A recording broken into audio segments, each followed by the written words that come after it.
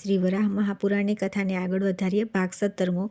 આ પ્રમાણે જે દેવનું માનસિક પૂજન કરવામાં આવે છે તે વિશ્વાત્મા સ્વયં નારાયણ છે. હે દ્વિજ શ્રેષ્ઠ, વૈદિક કર્મથી જે માણસો દેવનું પૂજન કરે છે તેનાથી બ્રહ્મા પ્રસન્ન થાય છે.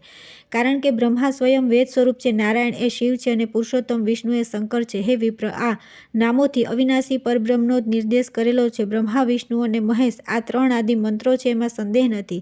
હું વિષ્ણુ તથા વેદ સ્વરૂપ બ્રહ્મા આ ત્રણેયનું સ્વરૂપ એક જ છે. આમાં જ્ઞાનીએ ભેદ દ્રષ્ટિ રાખવી નહીં. હે સુવ્રત, જે માણસ એમનામાં ભેદભાવ રાખે છે તે પાપી ઘોર નરકમાં જાય છે. હું બ્રહ્મા અને વિષ્ણુ અનુક્રમે ઋગ્વેદ, યજુર્વેદ અને સામવેદી છીએ. તેથી શ્રેષ્ઠ દ્વિજો વેદરૂપે અમારામાં ભિન્નતા પણ જુએ છે. ત્યાર પછી આવે છે અધ્યાય 73મો. વિરાટ પુરુષનું વૃત્તાંત. રુદ્ર બોલ્યા કે હે દ્વિજ શ્રેષ્ઠ, હે મુનિ પુંગવ, હું જળમાં ડૂબેલો હતો તે સમયના કુતૂહલયુક્ત અભૂતપૂર્વ એક બીજા પ્રસંગનું વૃત્તાંત સાંભળો. પૂર્વકાળમાં બ્રહ્માએ મારું સર્જન કર્યું અને તેમણે મને પ્રજાનું સર્જન કરવાનું કહ્યું. પ્રજાના સર્જન કાર્યનું મને જ્ઞાન નહોતું, તેથી તે કરવા માટે હું શક્તિમાન નહોતો. આથી હે વિપ્ર, હું જળમાં ડૂબી ગયો, અર્થાત તેમાં નિમગ્ન થયો. ત્યાં અંગુષ્ઠ જેવડા પ્રમાણના પરમ પુરુષ એવા ઈશ્વરનું હું એકચિત્તથી ક્ષણ માત્ર ધ્યાન કરતો હતો. તેવામાં પ્રલયકાળના અગ્નિ સમાન તેજસ્વી 11 પુરુષો પોતાના કિરણોથી જળને તપ્ત કરતા તેમાંથી બહાર નીકળી આવ્યા. મેં તેમને પૂછ્યું કે પોતાના તેજથી જળને તપ્ત કરતા અને તેમાંથી બહાર નીકળીને આવતા આપ મહાનુભાવો કોણ છો? આપ ક્યાં જાઓ છો?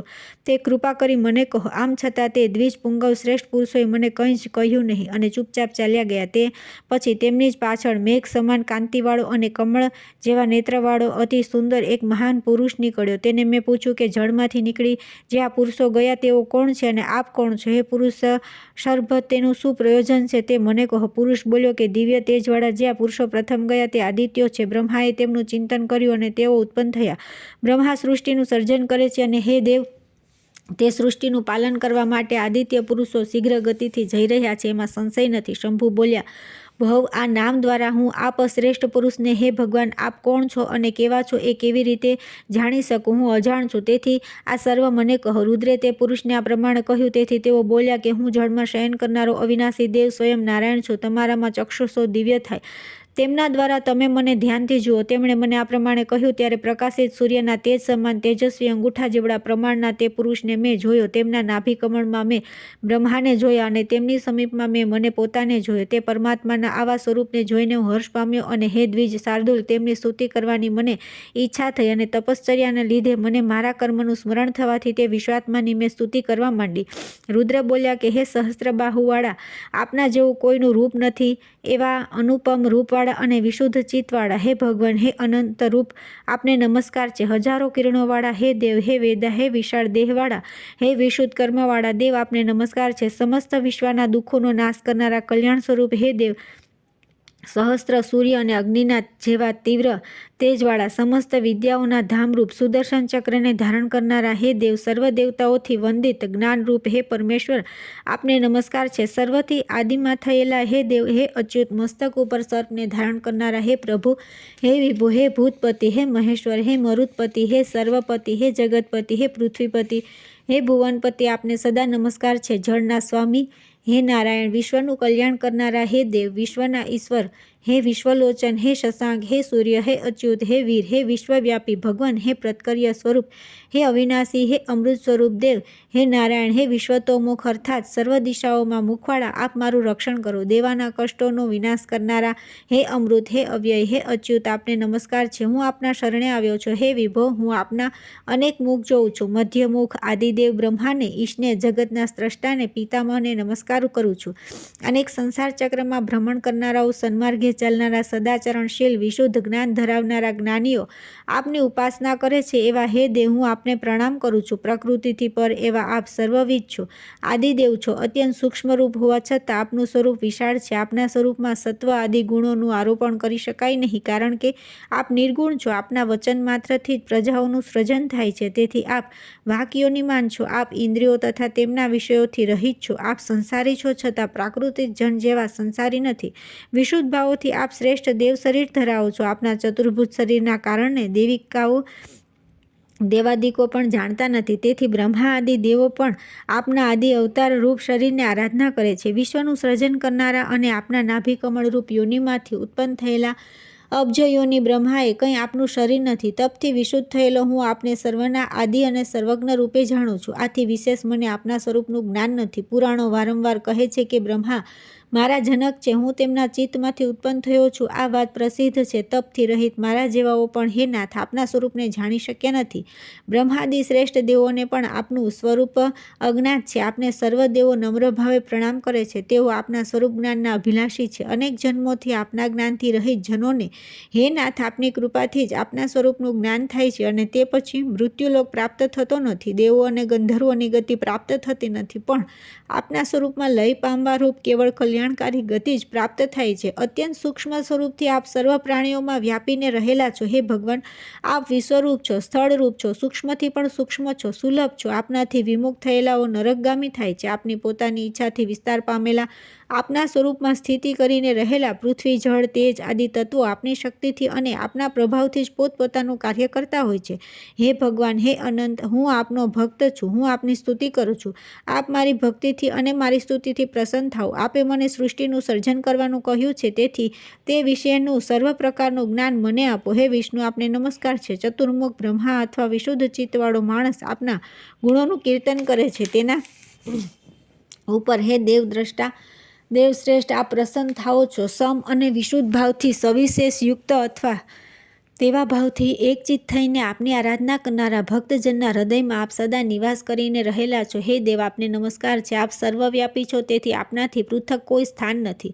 હે ઈશ, એમ જાણીને મેં આપના દિવ્ય સ્વરૂપની આ સ્તુતિ કરી છે. હું સંસારચક્ર ગતિથી ભય પામ્યો છું. આપ કેવળ અચ્યુત છો. આપ મારું રક્ષણ કરો. વરાહ બોલ્યા. અપ્રતિમ તેજવાળા રુદ્રે ભગવાનની વિષ્ણુની આ પ્રમાણે સ્તુતિ કરવાથી દેવ પ્રસન્ન થયા અને સંતુષ્ટ થયેલા ભગવાન મેઘના જેવી ગંભીર વાણીથી બોલ્યા. વિષ્ણુ બોલ્યા કે હે દેવાધિદેવ, હે ઉમાપતિ, આપને ઈષ્ટ હોય તે વર માગો. હે દેવ, આપણા બેમાં કોઈ ભિન્નતા નથી. આપણે બંને એક જ છે. રુદ્ર બોલ્યા કે હે પ્રભો, બ્રહ્માએ મને લોકોનું સૃજન કરવા માટે નિયુક્ત કર્યો છે, તેથી મને ભૂત, ભવિષ્ય અને વર્તમાન આ ત્રણેય કાળનું જ્ઞાન આપો. વિષ્ણુ બોલ્યા કે તમે સર્વજ્ઞ છો, અવિનાશી છો અને જ્ઞાન રાશિ છો, એમાં સંદેહ નથી. તમે સર્વથા દેવોના પરમ પૂજ્ય થશો.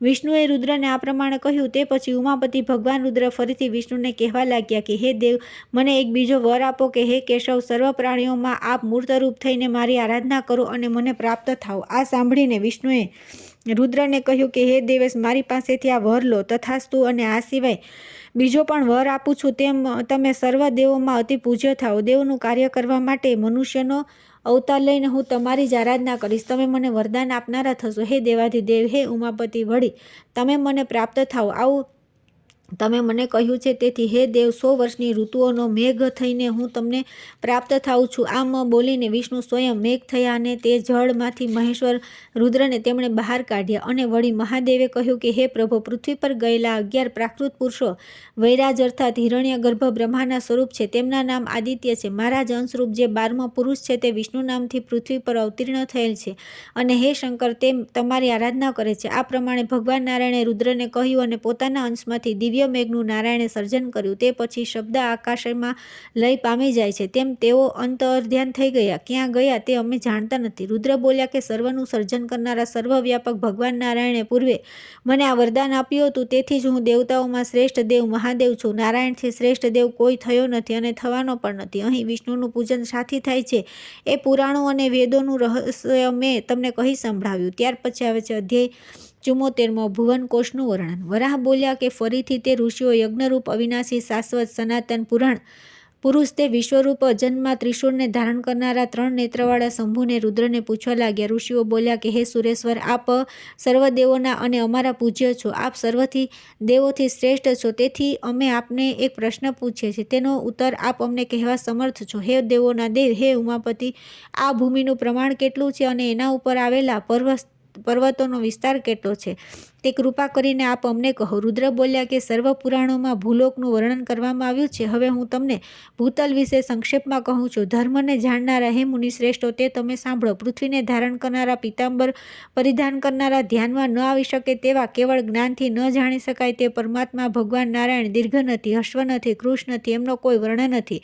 સર્વના આદિરૂપથી ઉપલક્ષિત વિજ્ઞાન માત્રરૂપ અને નિર્વિકાર છે. સત્વગુણ, રજોગુણ અને તમોગુણ વૃદ્ધિ પામવાથી તેમણે જળનું સર્જન કર્યું. તે પછી આદિપુરુષ સકળ જગતરૂપ, સર્વરૂપ, દેવરૂપ, યજ્ઞરૂપ, આપોમય, જળરૂપ પરમેશ્વર નારાયણે યોગ નિદ્રા ધારણ કરી.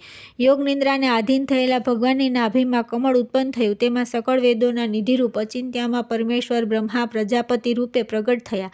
તેમણે સર્વપ્રથમ જ્ઞાન અને ધર્મના અવતાર રૂપ સનક, સનંદન, સનાતન અને સનતકુમારોને ઉત્પન્ન કર્યા. તે પછી સ્વયંભૂ મનુ, મારીચી આદિ 7 ઋષિઓ અને દક્ષનું સર્જન કર્યું. પછી ભુવનનો અતિ વિસ્તાર થયો તે હવે વર્ણવું છું. એ મનુને પ્રિયવ્રત અને ઉત્તાનપાદ નામના 2 પુત્રો થયા. પ્રિયવ્રતને અગિદ્ર, અગ્નિબાહુ, મેઘ, મેઘાતિથિ, ધ્રુવ, જ્યોતિષ્માન, ધૃતિમાન, હર્ષ્ય, વપુષ્માન અને સવન આ 10 પુત્રો થયા. પ્રિયવ્રતને પોતાના 10 પુત્રોમાંથી 7 પુત્રોની 7 દ્વીપોમાંથી સ્થાપના કરી. અગ્નિદ નામના પુત્રને જંબુદ્વીપનો અધિપતિ બનાવ્યો. મેઘાતિથિને શાકદ્વીપનો, જ્યોતિષ્માનને કોચદ્વીપનો, દ્યુતિમાનને શાલ્મિલનો, હવ્યને ગોમેદ્વીપનો, વપુષ્માનને પ્લક્ષદ્વીપનો અને સવનને પુષ્કરદ્વીપનો અધિપતિ બનાવ્યો. પુષ્કરદ્વીપના રાજા સવનને પણ 2 પુત્ર હતા. તેમાંના એકનું નામ મહાવીતિ અને બીજા પુત્રનું નામ ધાતક હતું. તેમના નામ પરથી 2 દેશોની સ્થાપના કરવામાં આવી. ધાતકી ખંડ ધાતકને અને કૌમુદ દેશ કૌમુદને આપવામાં આવ્યો. શાલ્મલ દેશના અધિપતિ જ્યોતિષ્માનને પણ કુશ, વૈદ્યુત અને જીમુતવાહન નામના 3 પુત્રો હતા. તેમાંના નામ પરથી તે દેશ થયો. દ્યુતિમાનને 7 પુત્રો હતા. કુશલ, મનુગ્યવ્ય, પીવર, અદ્ર, અંધકારક, મુનિ અને દુંદુભી આ 7 પુત્રોના નામ પરથી ક્રોચ દ્વીપમાં 7 મહાદેશ સ્થાપિત થયા. કુશ દ્વીપેશ્વર જ્યોતિષ્માનને ઉદ્ભિત, વૈષ્ણુમાન, રથમાલ, મન, ધતિ, પ્રભાકર અને કપિલ નામના 7 પુત્રો થયા. તેમના નામ પરથી તેમના દેશો થયા. શાકદ્વીપના અધિપતિ મેઘાતિથિને નાભિ, શાંત, ભય, શિશિર, મુખ, દમંદ, શિવક્ષેમ અને એક ધ્રુવ આ 7 પુત્રો હતા. તેમના દેશોના નામ આ પ્રમાણે છે. નાભિના હેમવાન, હેમકૂટ, કિમપુરુષ, નેષદ, હરિવર્ષ, મેરુ, ઈલાવૃત, નીલ, રમ્યક, શ્વેત, હિરણ્યમય, ઉત્તરકુરુ, માલ્યવાન, ભદ્વાશ અને કેતુમાલમાં ગંધમાદન આ પ્રમાણે સ્વયંભૂ મનુના કાળમાં આ દેશોની સ્થાપના થઈ હતી. પ્રત્યેક કલ્પમાં આવી જ રીતે 7 રાજાઓ દ્વારા ભૂમિના પાલનની વ્યવસ્થા કરવામાં આવે છે. કલ્પનું સર્જન પણ આ જ પ્રમાણે થતું હોય છે. હવે મેઘાતિથિના 7 પુત્રોમાંના પ્રથમ પુત્ર નાભિની ઉત્પત્તિ કથા કહેવામાં આવે છે. મેરુદેવીમાં નાભીએ ઋષભ નામના પુત્રને ઉત્પન્ન કર્યો. તેને ભરત નામનો પુત્ર થયો. ભરતના પિતા ઋષભે હેમાદ્રી અર્થાત સુમેરુ પર્વતની દક્ષિણે આવેલા ભારત નામના વિશાળ દેશ પર શાસન કર્યું. ભારતને સુમતિ નામનો પુત્ર હતો. તેને રાજ્ય આપીને તે પણ વનમાં ગયો. સુમતિનો પુત્ર તેજ, તેજનો પુત્ર સતસુતુ અને સતસુતનો પુત્ર ઇન્દ્રુમ્નો હતો. ઇન્દ્રધૂમને પરમેષ્ટિ, પરમેષ્ટિને પ્રતિહર્તા તેને નિખાત, નિખાતને ઉન્નેતા નામનો પુત્ર હતો. ઉન્નેતાને અભાવ, અભાવને ઉદ્ગાતા તેને પ્રસ્તોતા, પ્રસ્તોતાસને વિભુ, વિભુને પૃથુ, પૃથુને અનંત, અનંતને ગય, ગયને નય તેને વિરાટ અને વિરાટને મહાપરાક્રમી સુધી માન નામનો પુત્ર હતો. તેણે 100 પુત્રો ઉત્પન્ન કર્યા અને તે પુત્રોથી આ પ્રજા વધતી ચાલી. તેમનાથી આ 7 દ્વીપવાળું ભારતવર્ષ પ્રતિષ્ઠા પામ્યો. તેમના વંશજોએ સત્ય, ત્રેતા આદિ 71 યુગો સુધી આ ઉત્તમ ભૂમિનો ઉપભોગ કરી એના પર શાસન કર્યું. ભુવન સંબંધી પ્રસંગની ચર્ચા ચાલતી હોવાથી આ શ્રેષ્ઠ સ્વયંભૂ મન્વંતર વિશે કહેવામાં આવ્યું. હવે આ સંબંધમાં બીજી વાત પણ સાંભળો. ત્યાર પછી આવે છે 75મો અધ્યાય, જંબુદ્વીપ અને મેરુ પર્વતનું નિરૂપણ.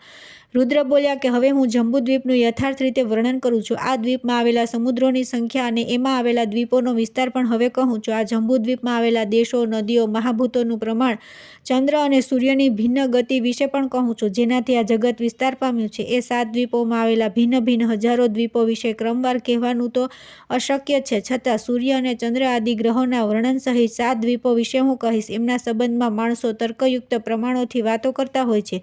જે વાત વિચાર કરીને પણ સમજાતી ન હોય તેમને તર્કથી સિદ્ધ કરવી નહીં. જે તત્વ પ્રકૃતિથી પણ પર છે તે વિશે વિચાર કરવાથી તે સમજી શકાતું નથી. કારણ કે પરમ તત્વ અચિંત્ય છે. તેથી તે વિચારવાનો વિષય જ નથી. જંબુદ્વીપમાં 9 દ્વીપ અર્થાત 9 ખંડ આવેલા છે. એ જંબુદ્વીપ કેટલા યોજનનો વિસ્તારવાળો છે, એનો ઘેરાવો કેટલો છે તે યથાર્થ રીતે કહું છું. તે તમે સાંભળો. જંબુદ્વીપ 1 લાખ યોજનના વિસ્તારવાળો છે. એમાં અનેક દેશો આવેલા છે. સીધા અને ચારણોથી આ દ્વીપ સેવાયેલો છે. અનેક પ્રકારના ખનિજ દ્રવ્યો ધરાવનારા પુષ્કળ શિલાઓવાળા સુંદર પર્વતોથી આ દ્વીપ વ્યાપ્ત છે. પર્વતમાંથી નીકળતી વિશાળ નદીઓથી જંબુદ્વીપ સમૃદ્ધ થયેલો છે. એમાં 9 મોટા ખંડો આવેલા છે. સર્વસંપત્તિથી યુક્ત આ જંબુદ્વીપ સર્વ બાજુએથી પર્વતોથી સુશોભિત છે. આમાં પ્રાણીઓના સર્જન પરમેષ્ટિ હિરણ્યગર્ભ નિવાસ કરીને રહેલા છે. આની સર્વ દિશાઓમાં લવણ સમુદ્ર આવેલો છે. જંબુદ્વીપનો ચારે દિશાઓમાં સરખો વિસ્તાર છે, અર્થાત દરેક દિશામાં 1,00,000 યોજન વિસ્તારના પ્રમાણથી એનો 4,00,000 યોજન સમચોરસ વિસ્તાર છે. એની પૂર્વ પશ્ચિમ દિશાઓમાં 2 મહાસાગરો આવેલા છે. આ ખંડોની વચ્ચે ઈલાવૃત નામનો મધ્ય ખંડ છે. તેની વચ્ચે આખો સોનાનો મેરુ પર્વત આવેલો છે. ઈલાવૃતની ઉત્તરે રમ્યક, હિરણ્ય તથા કુરુખંડ આવેલા છે. તે અનુક્રમે નીલ, શ્વેત તથા શૃંગવાન પર્વતના સીમાડાથી જુદા પડ્યા છે.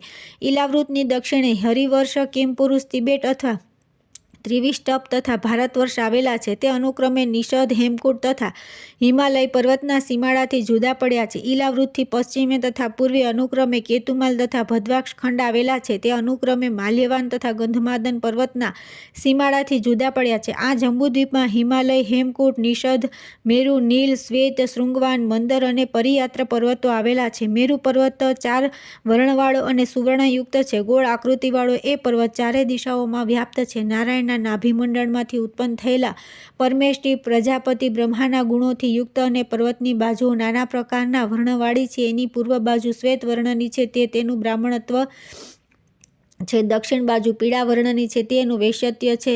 પશ્ચિમ દિશામાં એનો વર્ણ ભૃંગપત્ર ભાંગરા જેવો છે, તેથી જનસેવાના કાર્ય માટે મેરુ પર્વતની શુદ્રતા કહેવામાં આવી છે. ઉત્તર દિશા તરફનો આ પર્વતનો વર્ણ રક્ત છે, તે એનું ક્ષત્રિયત્વ છે. આ પ્રમાણે મેરુ પર્વતના વર્ણ કહેવામાં આવ્યા. સ્વભાવથી, વર્ણથી અને પરિમાણથી મેરુ પર્વત વૃત્ત અર્થાત ગોળ છે. નીલ પર્વત વૈદુર્ય મણિમય છે. શ્વેત પર્વત હિરણ્યમય અર્થાત સુવર્ણમય છે. શૃંગવાન પર્વત મોરની પાંખ, મોર પીછ જેવા વર્ણનો છે. આ શ્રેષ્ઠ પર્વતો સિદ્ધો અને ચારણોથી સેવાયેલા છે.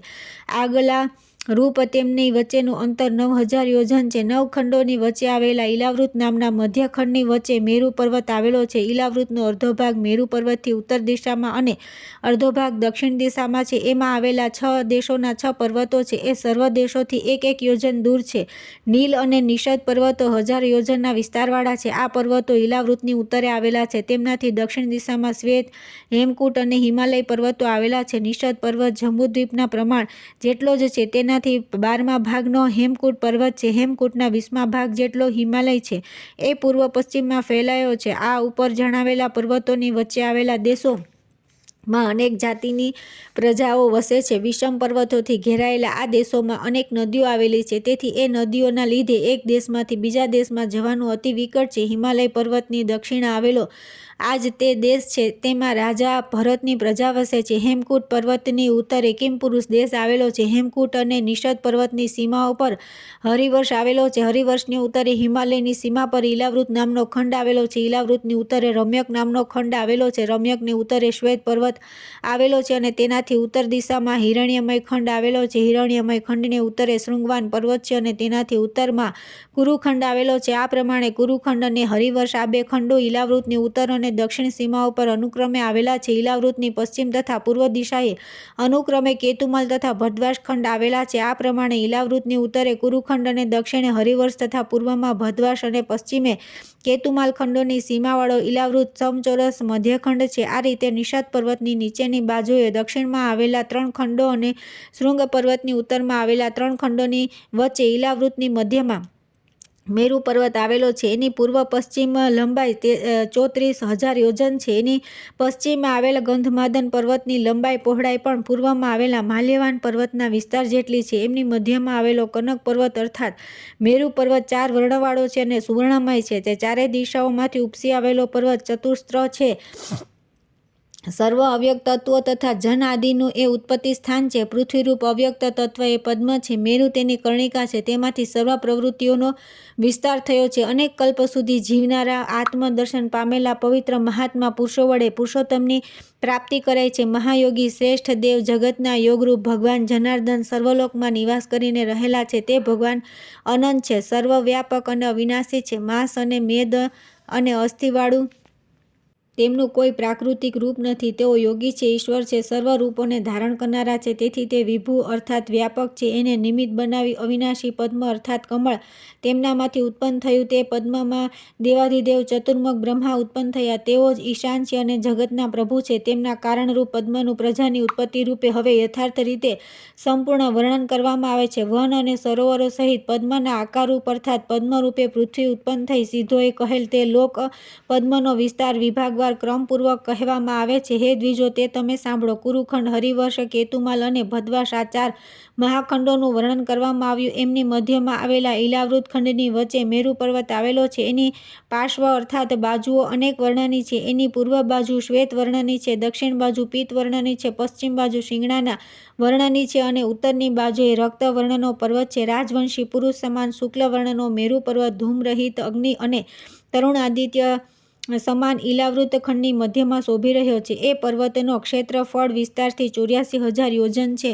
એને 16,000 યોજન જેટલો ભાગ પૃથ્વીની નીચે છે અને 16,000 યોજન પૃથ્વીની ઉપર છે. આ પ્રમાણે પૃથ્વીથી એના શિખર સુધી એની ઊંચાઈ 32,000 યોજન છે. સપાટ શિખરનો ભાગ 32,000 યોજનના વિસ્તારવાળો છે. એનો એકંદર ઘેરાવો 96,000 યોજનનો છે. એ મહાદિવ્ય પર્વત દિવ્ય ઔષધિઓથી સંપન્ન છે. એ પર્વતરાજ ઉપર સર્વ દેવગણ, ગંધર્વો, ઉરગો, રાક્ષસો અને અપ્સરાઓનો સમૂહ આનંદપૂર્વક વિહાર કરે છે. એ પર્વતની ચારે બાજુ ભદ્વાસ, ભારત, કેતુ, માલ અને કુરુ આ 4 ખંડ આવેલા છે. પૃથ્વીરૂપી પદ્મની મેરુરૂપ કર્ણિકાઓ 1000 યોજનના વિસ્તારમાં ફેલાયેલી છે.